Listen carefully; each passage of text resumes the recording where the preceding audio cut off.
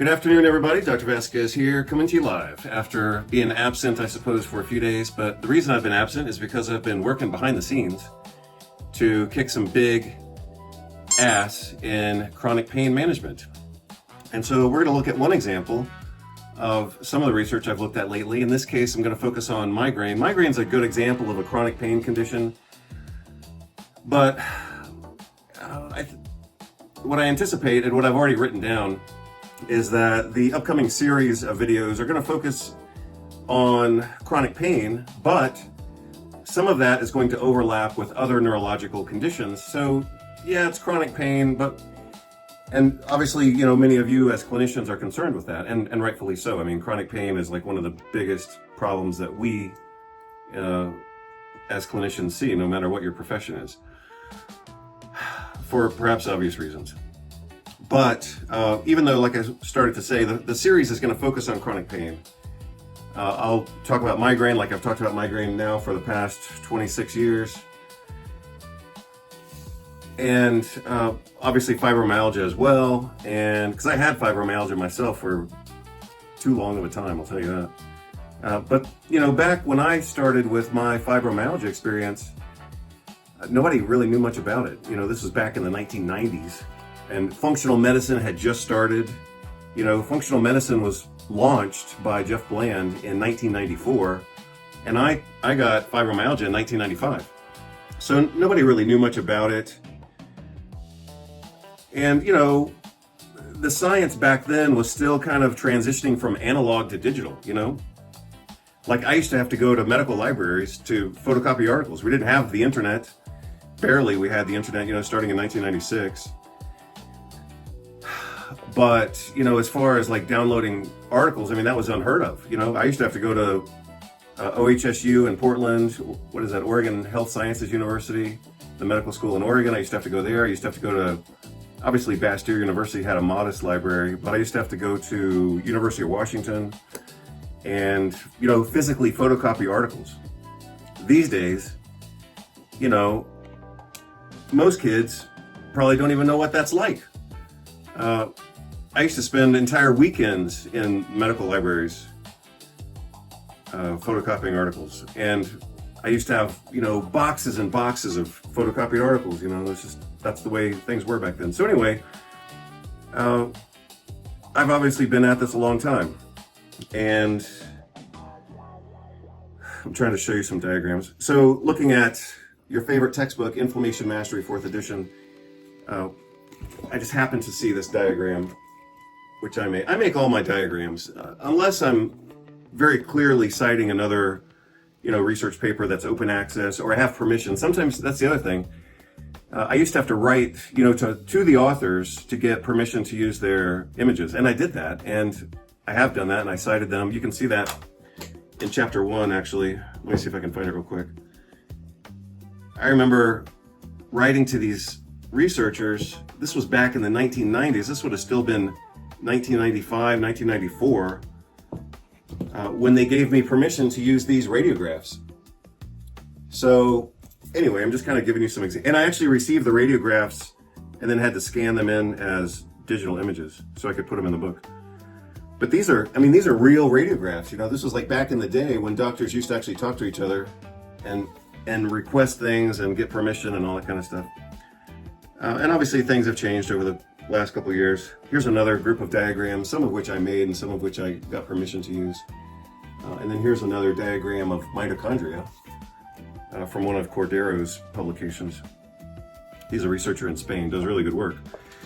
So, like I said, I've been offline, so to speak, for a couple of days, but that's because I've been doing research. And I'm loving it.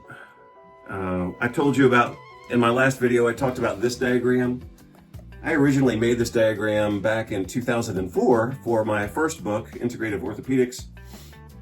And now, this diagram is still accurate, but it's, at this point, I would have to say it's incomplete. I could double this. So this, you know, filled up a whole page, basically. But at this point, I'm ready to like have, maybe the next version of the diagram will actually have to span 2 different pages because I've totally blown that topic out of the water at this point. On the new work. I haven't published it yet, but I will publish it.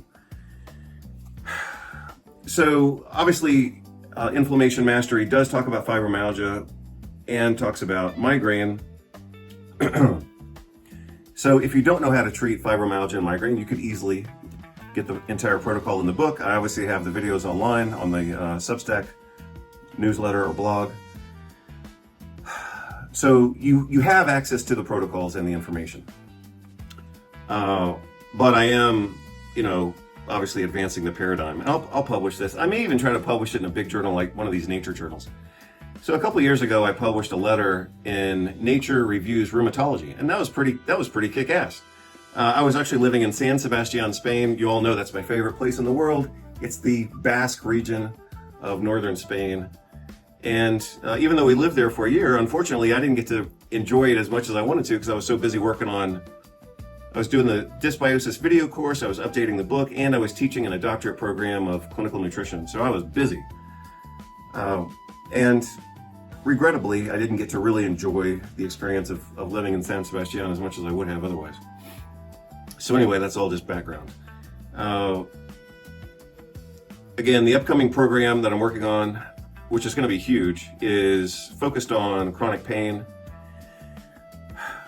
Obviously, that includes migraine and fibromyalgia, and it's going to include complex regional pain syndrome because I have published on that, and I actually had, as I have mentioned before, if you've seen my other videos, I actually had complex regional pain syndrome myself. And so for that reason, I had to kick its ass, or it was going to kick my ass. So I have come here to chew bubblegum and kick ass. And I'm all out of bubblegum. I actually had complex regional pain syndrome myself. And so for that reason, I had to kick its ass, or it was going to kick my ass. So as a result of a really bad bicycle accident while we were still in Spain, this was actually in Catalonia, in Tarragona. Really bad bike accident, 4 different bone fractures, and I was paralyzed for about 9 months in my arm. So as if that weren't bad enough, I had complex regional pain syndrome on top of that. And the medical approach to treating complex regional pain syndrome is just to throw a bunch of stupid drugs at it. And that's what they offered me. But the other way that a lot of specialists, orthopedic surgeons, for example, one of the ways that they manage complex regional pain syndrome is to just say, fuck it, I can't do this, and I cannot manage your case. You have to go somewhere else. You have to go to a physical therapist, or you have to do whatever.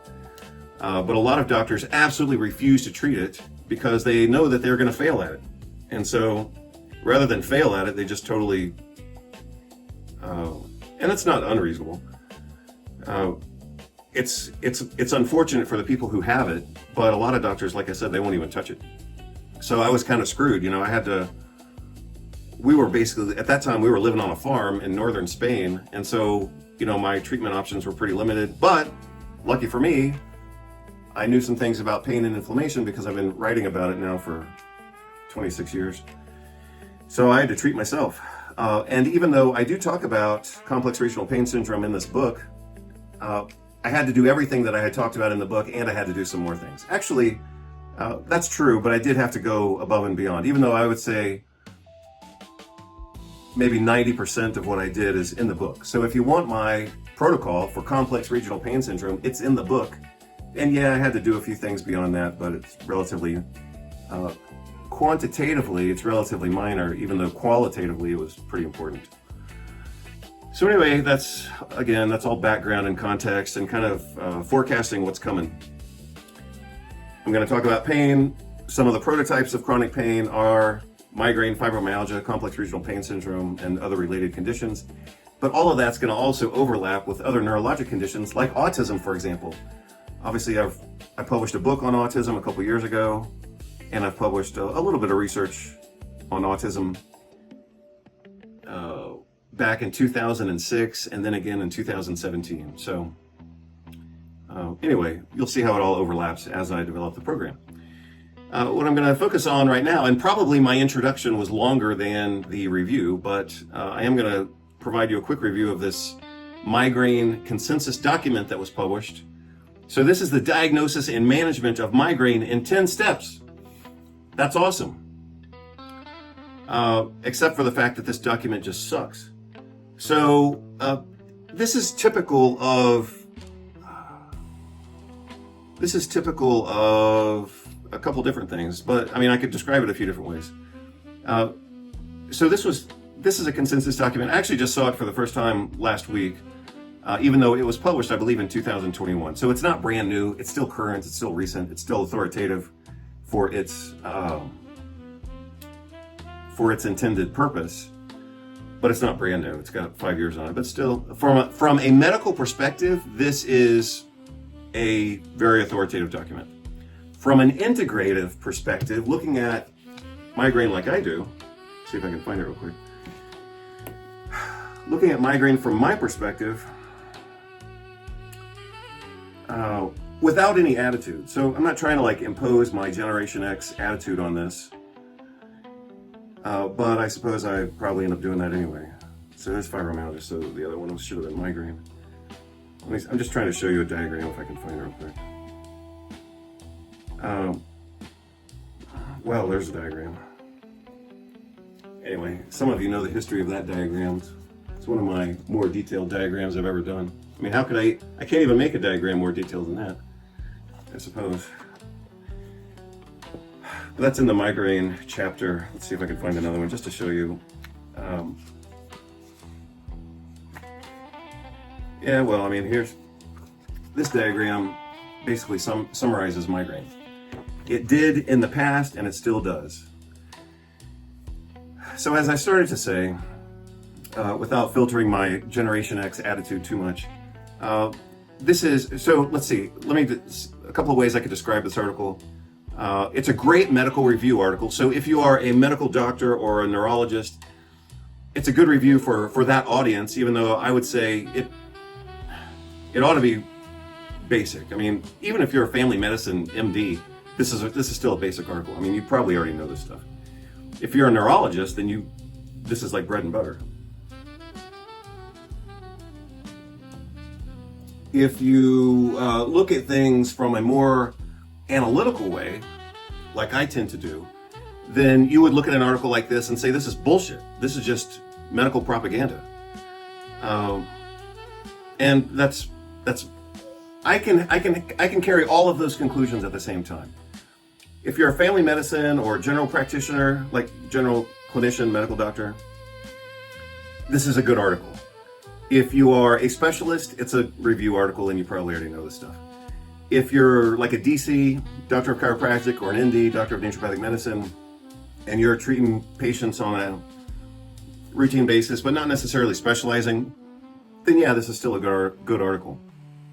If I were still teaching orthopedics, rheumatology, functional medicine, or anything like that, like a clinical course, the other one I taught was inflammation and immune imbalances. That was a doctorate level course for what it was. If I were still teaching, I would probably use this article as a teaching document, but not because it's a great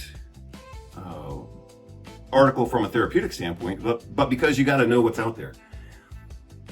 You know, even if you think the medical profession is completely corrupt and that all they do is sell drugs and whatever, that perspective has some truth to it. And, you know, a lot of doctors don't want to hear it, but it is still true. I mean, basically, medical school is getting trained to use and therefore sell drugs.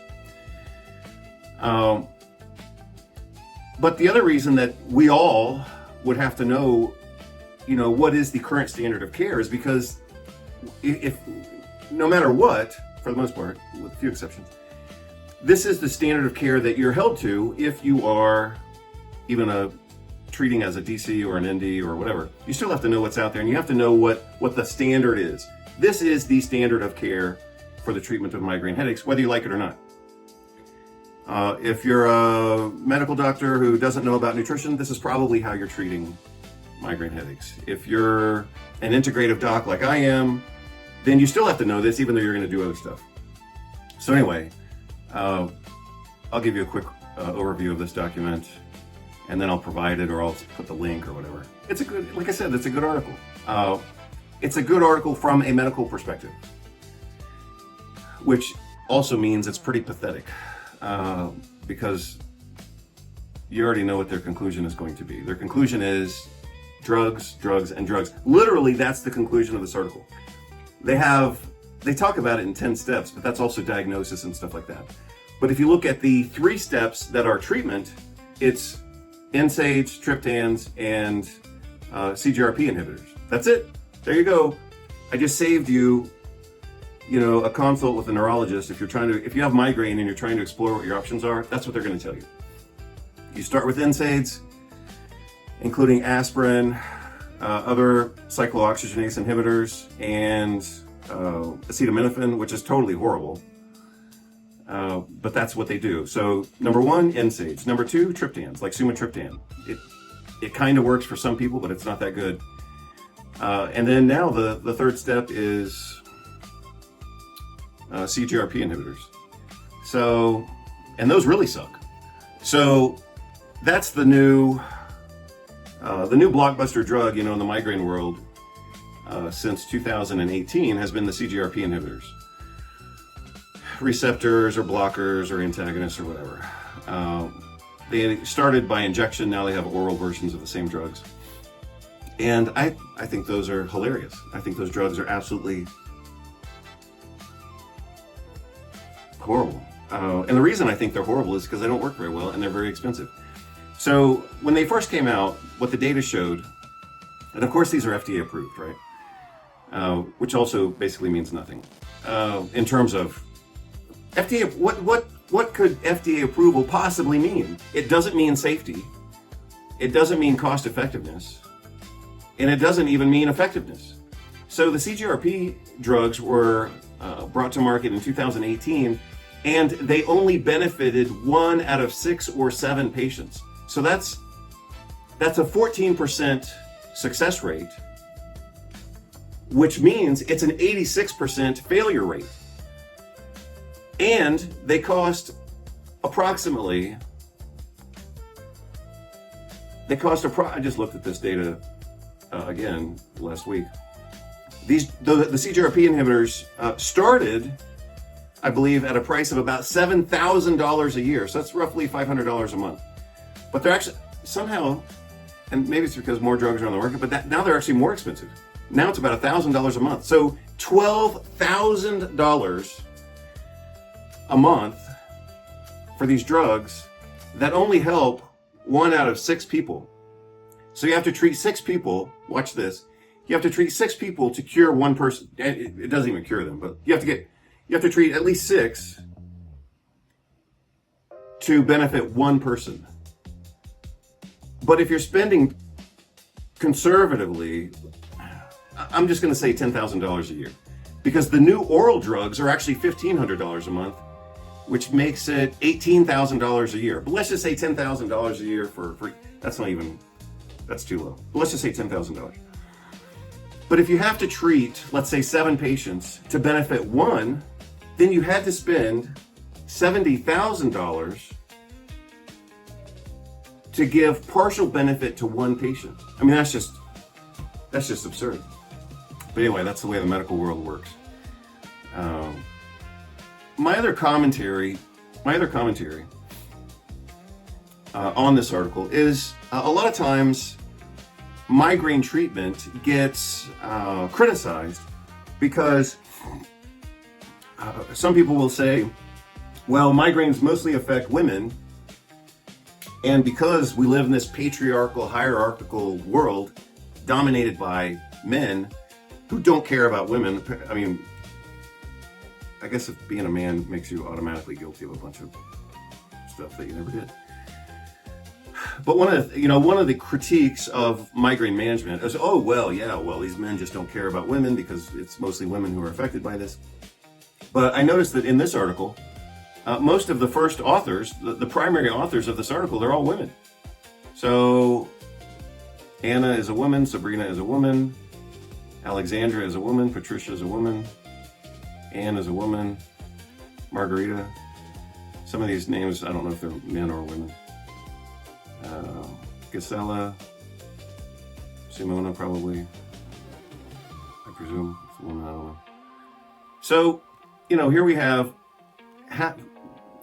most of the first authors are women, and they still screw this thing up. So anyway, somebody sent me a message or posted on something I had posted or commented on this week, talking about how if a man says something in the direction of women and it's negative, it's presumed to be a gender issue. And I said, well, what if a man says the same thing to me? You can't then say it's a gender issue, right? So you have to then think that maybe people just suck. And it doesn't matter if they're men talking to women, women talking to men, men talking to men, or whatever. Maybe people just suck. And we don't have to blame it on gender issues or whatever. So anyway, let's look at this article. So this is a European, so here's the other thing that I like to do. I like to highlight how much they glorify themselves when they're talking about their work, right? So you'll see that they did this in the introduction. European panel of experts developed a 10-step approach to the diagnosis and management of migraine. Each step was established. They didn't just write this thing, they established things. So they're experts who establish things, and it's an expert consensus supported by a review of current literature. I'll give them one more point for that one. It's a consensus statement endorsed, am I on 8 now? By the European Headache Federation and, number 10, the European Academy of Neurology. And then they have to tell you again that it's a consensus statement. So that's number 11. Blah, blah, blah. And then here's the other thing they talk about here. They talk about, we then emphasize the value of patient centricity and patient education. You know what patient education is in the medical world? It just means it's a drug advertisement. Same thing with vaccine education. It's so obvious, and it's so painfully obvious. Part of me doesn't even want to talk about it. Because, for example, you see this with so-called vaccine education. No medical vaccine education exists independent from propaganda. What they call vaccine education is just sales. You don't have any doubts about this vaccine, do you? You haven't listened to those anti-vaxxers, have you? You know that vaccines have saved the world, don't you? You know that nutrition doesn't work, don't you? That's called vaccine education. It's a sales pitch. So they do the same thing here. They call it patient education, and I was like, bring it on. I was like, I want to see what you're going to talk about. Oh, hell no. It's just nothing but drugs. And they talk about patient centricity. There is no patient centricity in this article, other than juggling drugs. So, you know that I went to Bastyr University for naturopathic medicine. And what that means is we had to study homeopathy. Well, I remember very clearly, at some point we had to get up and do a presentation on homeopathy or something like that in the class. And one of my classmates, her last name was Foster, I believe. One of my classmates got up and she basically said homeopathy is bullshit. And that was a bit risque, to say that at Bastyr, because even though Bastyr was considered more advanced or medical, or it was called the Harvard of natural medicine or whatever, they still, taught homeopathy. And this was back in the 90s, so we didn't have a lot of science and research and publications back then.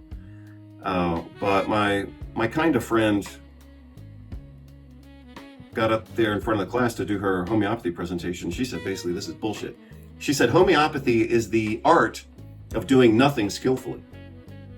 And I always think about that phrase, which is pretty awesome. But I think about that phrase a lot when I look at medical articles. What they think is skill, what they think is clinical acumen, what they think is therapeutic prowess is nothing more than just juggling drugs. So it's like, here, start with an NSAID, then we'll move you to a triptan. Then we'll go to a CRPS inhibitor that'll cost you $10,000 or $20,000 a year. And they also admit in this article that none of those drugs actually solve the problem. The interesting thing about this is they name a key problem, a key foundational problem of migraine. They name the problem, and then and then for the rest of the article they ignore it. They don't talk about it. They don't say, hey, we need a drug to address this problem, even though we've identified the problem and now we're going to ignore it. That's basically what they do. So, yeah, that sucks. But that's the way the medical world works. So let's get into this a little more. They talk about patient centricity. They don't do anything patient centric. All they do is talk about, it doesn't matter. They just talk about using the same drugs no matter what the problem is. So that's not being patient centric. That's just juggling drugs and throwing drugs and saying, oh, if you're pregnant or lactating, you can't take these drugs, but you're still going to end up taking drugs. It's just pathetic. Various patient populations. So they always say that stupid junk. They always try to introduce the topic, and they did a perfect job here. They try to introduce the conversation by using progressive language, precision medicine, patient-centric, best practices, patient education, and we want to make this sensitive to various patient populations. And then when you actually look at the article, you're getting NSAIDs, triptans, and CGRP inhibitors. That's it. That's nothing more, nothing less. It's not going to change. You don't get to have a preference. If you do have a preference outside of that, they're going to call you anti-scientific, and they're going to say, well, we just don't do that. And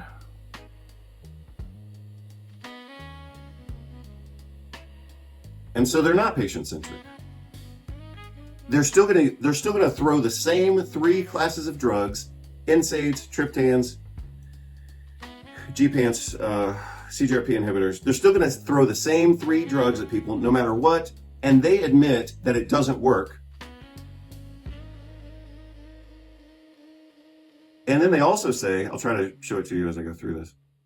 Then they also say, well, people aren't compliant with treatment. Well, yeah, even you, the authors are saying that your treatment doesn't work and it has a lot of side effects, and it's $20,000 a year. And then you say, oh, well, the patients aren't compliant with treatment. I wouldn't be compliant either if I was paying if I was paying either $10,000 or $20,000 a year for treatment that didn't work and had side effects. You're damn right I wouldn't be compliant. But you'll see that they talk about that. So one of the benefits of this article is that they review the diagnostic and differential diagnostic criteria. Okay, that always has value. If you've been doing this for 25 years like I have, or if you're brand new to it, you still every once in a while need to review the DDX and the lab tests and things like that. I mean, a good review never hurt anybody. Except when that's all they do, and they don't really get past that. So everything, again, this is a consensus article, August of 2021, endorsed by, 2 European societies. We all want to think that Europe is more progressive or more egalitarian or whatever, and then they, squeeze out a turd like this, and that just blows the whole idea. So, when to suspect migraine, how to diagnose it, patient centricity and education. Provide appropriate reassurance that your treatment sucks and is too expensive. I mean, that's what it would be. So, what is appropriate reassurance? You're not going to die from this. You're going to suffer for years. We're going to throw drugs at you that actually make your condition worse and or don't help. And it's going to be really expensive. And at some point, your insurance isn't going to continue paying for this, and you're going to be on your own, but you won't know what else to do, and you're screwed. That's the reality of appropriate reassurance. Agree on realistic objectives. From the medical world, a realistic objective is that you're only going to get partially better, and you're going to still have this problem. Identify predisposing and trigger factors. Follow a strategy to individualize therapy according to symptoms and needs. No individualization is occurring here other than just raising or lowering your dose. That's not individualizing. That's just basic common sense. If you got a patient who's obese, they're going to need more meds. If you got a patient who's smaller, they're going to need fewer medications, and they'll probably be easier to manage because obesity makes everything worse. If your patient gets sick on drug A, then you switch them to drug B. That's what they call individualization. It's horrible. Oh, so here's what I mentioned before. First line medication, NSAIDs, aspirin, ibuprofen, diclofenac. Second line, and then that's not going to work, and that could make things worse. So then you go to triptans, which also don't work very well. even though by now at least they're cheaper. And then when number 1 fails, as it's going to fail, when number 2 fails, as it's probably going to fail, then you have to go to number 3. And at that point, you're spending at least, they started out at $7,000 a year. And now, literally, I just saw last week, I looked at the new prices. I think they range from $900 a month, which is still $10,000 a year, or $1,500 a month, which is $18,000 a year. And then, so here's my note. When NSAIDs and triptans fail, do more of them. That's all they know how to do. They don't know how to do anything more. And then they can add some other drugs here. But it's just drugs, drugs, and more drugs. And that's actually what we learned in medical school. So when I was studying in medical school, we obviously had a class related to neurology, but it wasn't really a neurology class.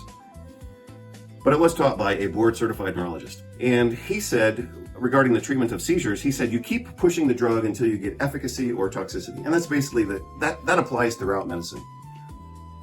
The first answer is drug, the second answer is drugs, and the third answer is more drugs.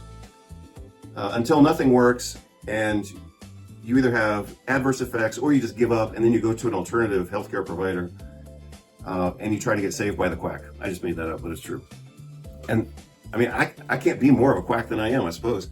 Doctor of chiropractic, doctor of naturopathic medicine, and doctor of osteopathic medicine. So, I mean, I know, well, through formal education, I mean, I've been trained in everything that's alternative, basically. So, anyway, that's just kind of how medicine works. Like I said before, this section here is what I would call the art of doing nothing skillfully. So this is basically just monitoring and massaging a few details, but they don't even get into treating the problem. Some basic differential diagnosis and basic management stuff. But, you know, like I taught orthopedics starting in 2000 at Bastyr University.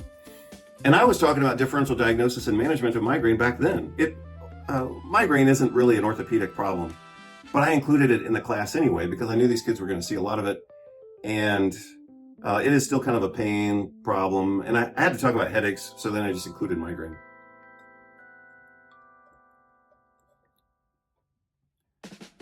But like everything they've said here, you could go back to my notes from 26 years ago and you would see the same thing.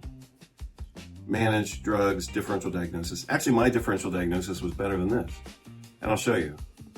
So this is all just description. That's the other thing that the medical profession does really well, is they describe things very well, to the point that they confuse description with mastery. Now, in order to have, you know, legit mastery over any given topics, to have legit mastery of it, we should know the details and we should know how to describe it. But that's not sufficient. But if you look at, I mean, this is a really good example. They talk about details and management here, but in a way that ultimately doesn't matter.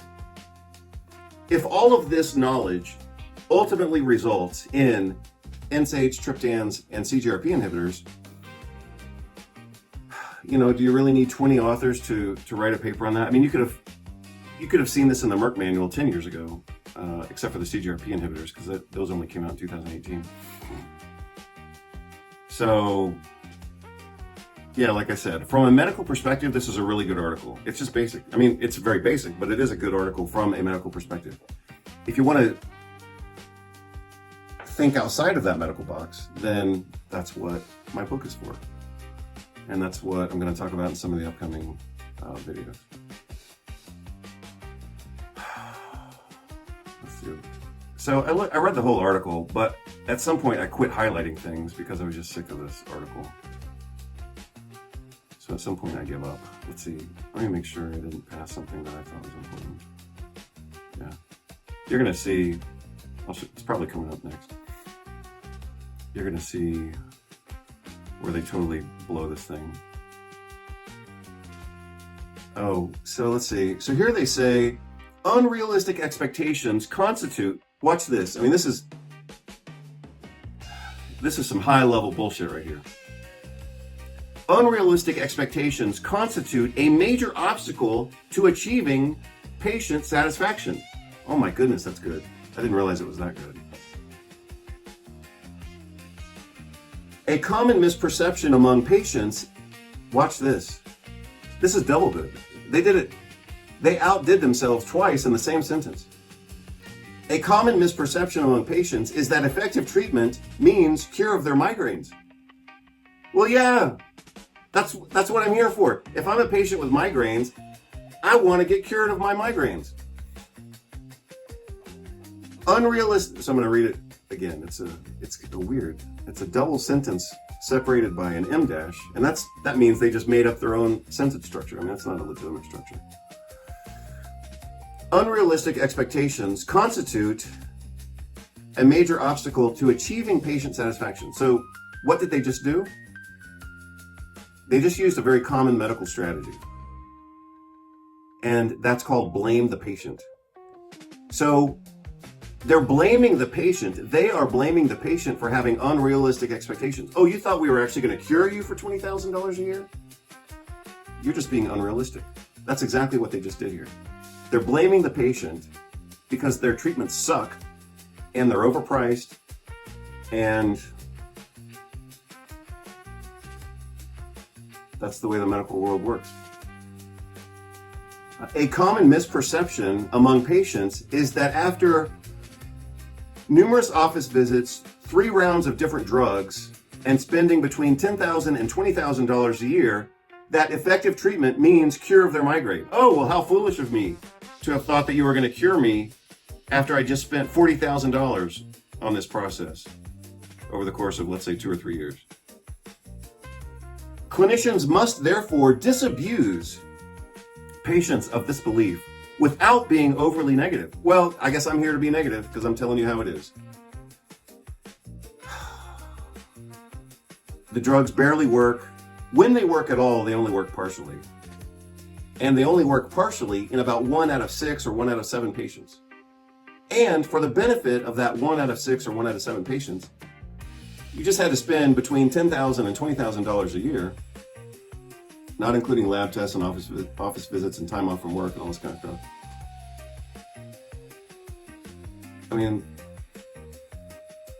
and by the way, throughout this entire article, they make abstract or indirect mention of the lack of efficacy of the treatments, but they never mention what I just told you, which is they only work in 1 out of 6 people.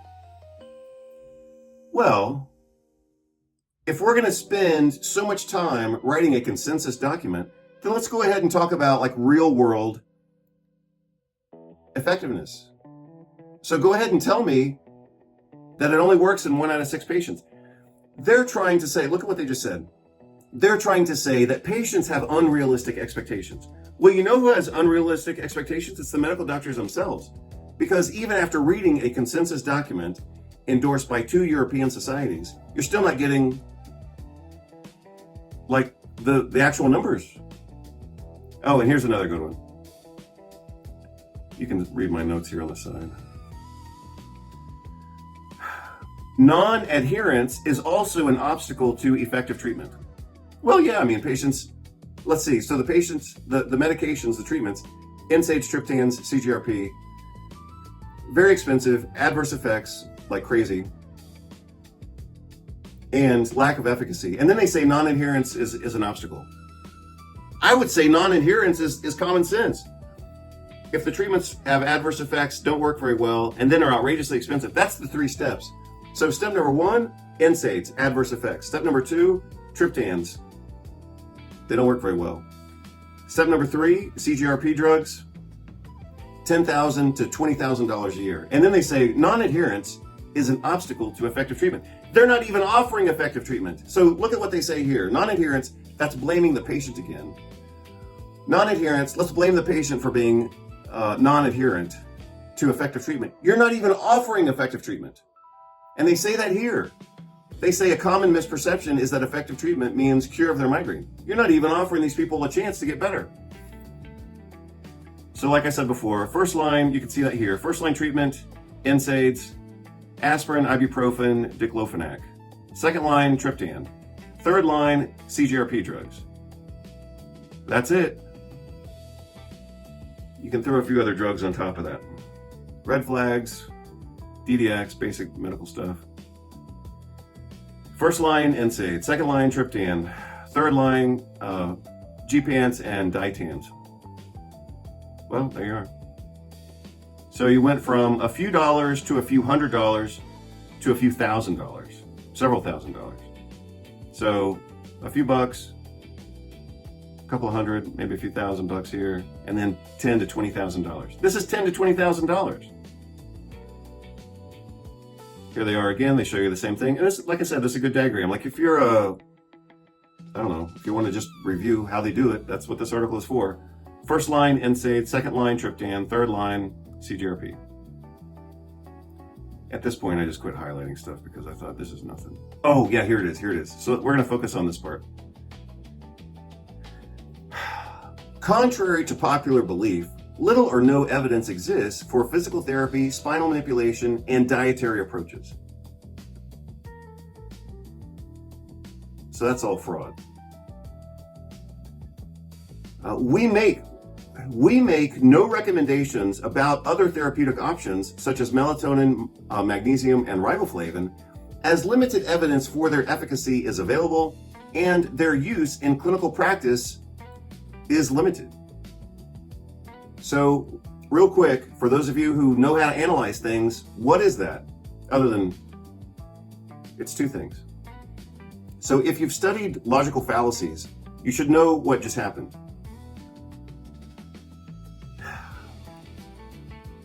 This is called refutation by denigration, or argumentum ad hominem, basically. But refutation by denigration is a bit more clear, I think. And the other thing here is circular reasoning. So refutation by denigration is, we're going to discount or deny the utility of things without even giving it serious consideration. We're just going to criticize it and say, it doesn't work, there's no research on it, without even looking at the research. So in a sense, that could be considered refutation by denigration as part of the strategy that they just used here. The other strategy is, this is circular reasoning. So look at what they say here. We make no recommendations about these other options because limited evidence for their efficacy is available. Well, you're writing an article reviewing the management and treatment of migraine, which should include reviews of everything that's reasonable within the topic of management and treatment of migraine. But you, as the authors, aren't doing it, and then you're concluding that the research isn't available. You're the researchers who should be making it available. But they're concluding that the research isn't available, but it's not available because they're refusing to look at it. You see how that's circular justification? It's not really circular reasoning. It's circular rationale, I suppose. It's not justification, it's rationale. Whatever, that's just kind of semantics. And then they say the use of nutrients and vitamins and melatonin, magnesium, the use is limited in clinical practice. Yeah, because you're writing the guidelines and you're not even talking about it. So again, that's circular logic. Doctors aren't using this, so we're not going to talk about it. No, doctors aren't using it because you're not talking about it. You see how that's circular? It's a vicious cycle. They don't want to talk about it because they say, oh, well, doctors aren't using it anyway. But the reason doctors aren't using it is because when consensus documents like this get written, they don't, the so-called alternatives aren't included. So, like I said, that's why I started to give up on this article. And it's like, this is just drug paradigm. So, I guess maybe another way I could say this is, they are, I think I hadn't thought about this until right now, but I think a way we could say this is, they reached the conclusion that drugs are the only reasonable option for the treatment of migraine, while at the same time they admit that they're ignoring all of the other options without a proper review. So again, it's kind of masturbatory or a vicious cycle, the way that they are concluding and justifying their rightness and therefore righteousness. We're right and we're better because we use drugs and we don't do any of that alternative stuff, but we're not even going to look at the science or even try to understand that alternative stuff. Like, they mentioned magnesium. Well, roughly 50% at least, you could say 40 to 60%, but let's just say 50%. Roughly 50% of people are magnesium deficient, not like insufficient, not like marginally okay, not like not optimal, like overtly deficient, roughly 50%. And therefore, you could extend that in a lot of different directions. But acute magnesium infusion is one of the treatments for migraine. It's one of the treatments that they ignored here. And another thing, if we wanted to take that, kind of to the next level, so to speak, when people are deficient in magnesium, they also therefore have other secondary nutritional deficiencies.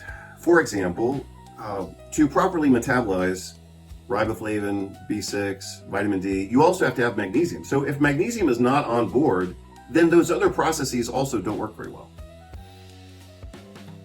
So you can have a primary deficiency that causes other secondary deficiencies. And another secondary deficiency, which you should all know, like if you're kind of, if you're internal medicine, really good family medicine, or kind of a nutrition expert, you should know maybe where I'm going to go with the next example. What's the other example of a secondary nutritional deficiency as a consequence of magnesium? So I just said riboflavin, thiamine also. So B1, B2, B6, because those are vitamins that have to be phosphorylated in order to be active. And all phosphorylation reactions require magnesium. At least that's what I was taught by Anna McIntosh before she died many years ago. So, what's the other, I'm just trying to think, and I mentioned vitamin D. What's the other main nutritional deficiency that occurs as a consequence of magnesium deficiency? So I actually learned this when I was working in hospitals. I learned this from a nephrologist. So this isn't like some weird functional medicine idea, but the deficiency of clinical importance. They're all clinically important, but one of the deficiencies of clinical importance as a consequence of magnesium deficiency is a secondary deficiency of potassium. So what is the recommended intake of potassium, right? So everybody thinks they're an expert until somebody asks them a question, right? So what's the official recommendation? Hopefully this is still accurate. This is the way it used to be. I presume it's still accurate. What's the official guideline intake for potassium every day for adults? Right? So all of you who are nutrition experts, you ought to know this. It's 4.7 grams per day. 4.7 grams per day of potassium. What percentage of Americans, let's say, are meeting the requirement of 4.7 grams per day of potassium? Only 10%. So you have an entire population predisposed, and I'm assuming this would apply to Europe and the UK as well, because they all eat the so-called Western diet. If you have a population inherently deficient in potassium, because only 10% are getting enough, that means 90% of people aren't getting enough, and then you overlay a magnesium deficiency on top of that, you're going to end up with a lot of people who are potassium deficient, but of course their serum potassium levels will be normal. So anyway, that complicates this even more. Did they even talk about this? No, their only mention of magnesium was to say that we're not going to talk about magnesium. No recommendations about other therapeutic options. So I just saw they included another logical fallacy here. So I'll give you a second you can pause the video, you can look at this, and you can ask yourself, what's the other logical fallacy that's being committed here? I just now saw it. So the other logical fallacy here is, watch this, here it comes. The other logical fallacy here is false equivalence. So look at what they say here. We make no recommendations about other therapeutic options, such as melatonin, magnesium, and riboflavin. Okay. So here's my question. Is magnesium appropriately described as a therapeutic option? Yeah, I suppose it is. But what's a better description of magnesium? It's an essential nutrient. So look at how that could have been written differently. Same with riboflavin and other things like vitamin D, for example. We make no recommendations about essential nutrients. Look at how absurd their sentence becomes just when we correct the language. So they're trying to create an illusion that justifies their position based on manipulating language through what I'm going to call false equivalence. We make no recommendations about essential nutrients that are commonly deficient in the population, such as magnesium and riboflavin, as limited evidence for their efficacy is available and their use in clinical practice is limited. Why would the use of life and death essential nutrients be limited in clinical practice? Because they're assuming that people get enough, because they're assuming that the research doesn't exist or that they don't even want to look at it. So anyway, those are three errors that are included within this denunciation of nutritional and so-called alternative therapies. Well, I mean, come on. So one of them was refutation by denigration. We're not even going to look at it because it's irrelevant. Well, you're making it irrelevant by not looking at it. That was also part of circular logic. So they're describing the consequence as they are creating the consequence. They're saying, look, doctors aren't using this. Their use in clinical practice is limited, and therefore we're not going to talk about it. But the reason that the use in clinical practice is limited is because consensus documents like this get written without including nutrition. What's the other thing I just said? False equivalence. Yeah, so they make the leap, or miscategorization would be the other way. False equivalence is kind of like miscategorization. But they're saying these are just treatment options. No, magnesium is more than just a treatment option. It's an essential nutrient that happens to be deficient in about 50% of people. Riboflavin also happens to be more deficient in women of childbearing age, and that's exactly the population that we're focused in on here right now. Anyway, let's just see. So like I said, at this point, I'm like, screw this. This is just stupid. They talk about medication overuse headache, as they should, but they don't talk about any of the underlying pathophysiology, and that's just questionnaires. So you can do a lot. You could stay busy with migraine and still never do anything effective, right? You can do the HURT questionnaire, you can do the MTOQ4, the migraine treatment optimization questionnaire. I looked at that damn thing and it's horrible. I may have actually looked at a different document. So these are just like evaluations. So remember what my friend, I remember her name now, but I guess I won't mention her first name. But her last name was, I think I said Foster, but her last name was Fuller. But hey, that was 25 years ago. No, it was 30 years ago. Anyway, I just don't remember her name. But remember what she said about homeopathy? She said it's the art of doing nothing skillfully. So that's part of what they're doing here. Migraine diaries, questionnaires, surveys, patterns, all this kind of stuff. Some of that stuff doesn't matter if your ultimate answer is still going to be NSAIDs, triptans, and CGRP. What's the point in gathering all that information just so you can keep your patient occupied? You can pretend that you actually give a damn. You can say, oh, well, I need you to fill out a diet diary. I need you to fill out a migraine diary. I need you to fill out a migraine calendar. I want to know what days you get your migraine. That's kind of creating the illusion that you actually care without actually caring. So anyway, that's part of the medical strategy.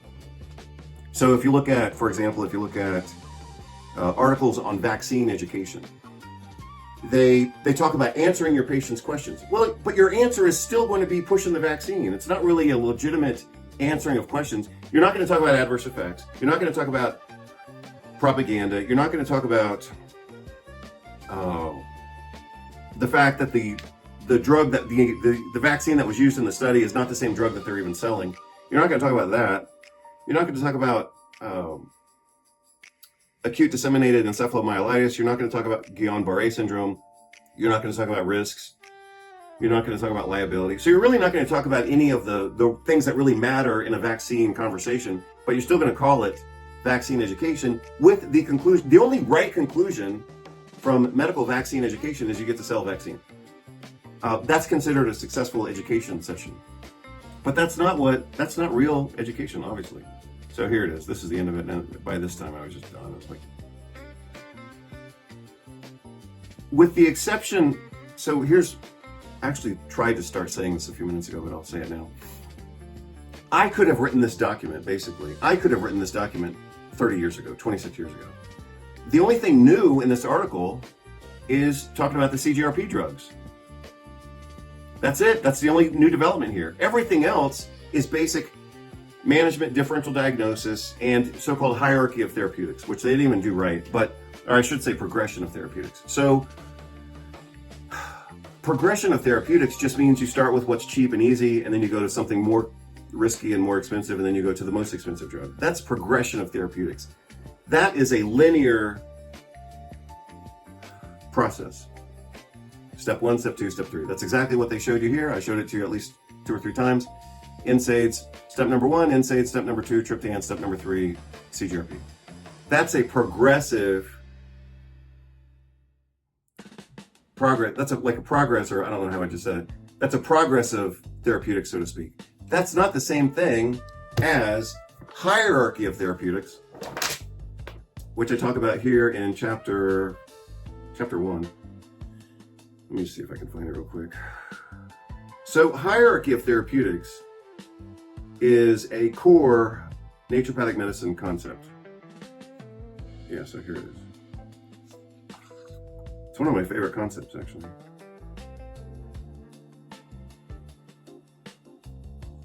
Oh yeah, here it is. Let's see if you can see that. So hierarchy of therapeutics here. The hierarchy of therapeutics, again, is a core naturopathic medicine concept. And it's not the same as progress of therapeutics, like they demonstrate here. Step 1, step 2, step 3, step 3. Get a little hungry. Again, one more time. Progress of therapeutics is you start with something cheap and easy, you go to something more expensive and more risky, and then you go to something really expensive and more risky. That's not unreasonable, but it is a limited paradigm that goes kind of horizontally like this. Naturopathic medicine's hierarchy of therapeutics is different because it gives more value to things that are more important. The progress of therapeutics that you're looking at in their diagram on the page, that is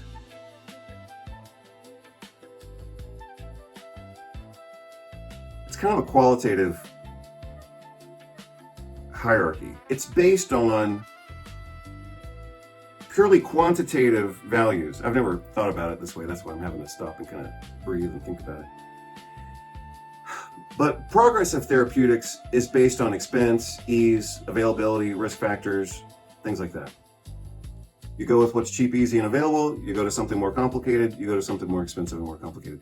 Those are all quantitative valuations, whether you're looking at risks, benefits, or price. It's all quantitative numbers. Hierarchy of therapeutics as a naturopathic concept is qualitative, not necessarily quantitative. It's based on what is the most effective and most appropriate treatment. It's really more appropriate because even effectiveness is still quantitative. But again, hierarchy of therapeutics is qualitative. Looking at what's the underlying problem here. You'll notice that in this article they never even asked that question. Really, I mean they kind of barely touch it with a pinky finger, and then they say, "Oh, we're going to go back to drugs. We're not going to talk about underlying causes here. We're just going to say, yeah, underlying causes, and then we're going to go back to drugs." Well, you might as well not even talk about underlying causes then. But again, from a naturopathic hierarchy standpoint, the question would be, well, what's most important here? Not just what's convenient, what can we throw at these people, but what actually matters. And that's what I talk about. I talk about that very clearly here in the book. So if you're truly interested in seeing the Migraine Protocol, then obviously it's here in chapter 5.2. And that protocol, which I have described and developed to a reasonably high level within this book. I think what I did in the book is I gave it a lot of structure. But I also cannot say that I originated that paradigm necessarily. I think the paradigm has been available now for 30 years. The paradigm has been available for 30 years, which also means that they're continuing, which means I'm very confident in the paradigm because I've been studying it and looking at it for 30 years. And it only gets better. But what that also means is that I'm contrasting two things. I've been talking about the same paradigm for migraine now, based on, not just my ideas, but things I've learned from professors and conferences and things like that. That same paradigm has been consistent, and I describe it very accurately and very clearly here. But if that's true, then what's also true is that they're ignoring that same paradigm that's also been available for 30 years. So for 30 years, for migraine headaches, we've had a consistent, dominant paradigm. And they didn't even talk about it. They don't even touch on it. They don't even get close to it. They don't even mention the pathways. So I think by now you understand what I'm saying. This is a good example of a medical consensus document that is a very accurate representation of the medical paradigm. But look at the limitations of the medical paradigm. They admit the treatment's not going to work. They admit patients are compliant. They don't talk about the price, but I happen to have looked at the prices just this past week. And the prices for the orally administered, by mouth, orally administered CGRP drugs is $1,500 a month. That's $18,000 out of pocket every year for a patient who has it. $18,000? That's a whole separate job. I mean, most Americans certainly can't afford that. Especially, and that's only for a treatment that only works in 1 out of 6 or 1 out of 7 people. So, from a healthcare standpoint, $18,000 plus lab tests, plus medical visits, let's just call it $20,000 for that course of therapy. By the time a patient has gotten to that level, they have already suffered adverse effects from the other treatments. Because step number 1 is not free. It has adverse effects. So by the time someone has gotten to the stage that they're spending $20,000 on an oral CGRP blocker, they've already got adverse effects that are complicating this picture. But again, those drugs, at least the early versions, only worked in 1 out of 6 or 1 out of 7 patients. Which means, as a healthcare system, you'd be spending in the range of $120,000 to partially help one patient. So that's the medical machine right there. So they don't even talk about, they do talk about lack of efficacy, but they don't give it any numbers. That's the other thing. So you'll notice that keeping that detail vague makes it kind of like it doesn't exist. Oh yeah, well so they'll say something like this. They'll say these drugs have limited efficacy, but they won't put a number to that limitation. If they were to say only 14% of patients get minimal improvement, then the importance of this document would almost deflate itself. Because basically we would be looking at a document like this saying, you wrote a so-called European consensus document endorsed by 2 different European neurology societies, and the best you can offer is, it's about half of a 14% improvement. So that makes it a 7% improvement at an expense of $120,000 per year. So, those are rough but reasonably accurate numbers. But when you look at a document like this from my perspective of legitimate cost effectiveness, legitimate benefit, and they're praising this as the standard of care, then this is yet another example of how you can see, wow, the medical profession loves to glorify itself. But when you actually look at the real numbers, it's a lot of talk about doing, a lot of it is the art of doing nothing skillfully. And so, again, like I said, I've been doing a lot of background research on this lately. I did see this article. I was kind of interested in what they were going to say because I like the nature journals. because they're big, hardcore journals, and part of the reason I like them is because I've published in one of their journals. Back in 2016, I wrote an article or a letter. It was actually written as a letter, but then they published it as an article, so it kind of stood on its own. But I published that in Nature Reviews Rheumatology. This is Nature Reviews Neurology. So, I'm kind of partial to these journals because they publish my stuff. And maybe they'll publish it again. So probably next year, maybe, or the year after, but pretty soon, probably next year. Probably next year I'll write an article on migraine management and get it published in a legit journal. So anyway,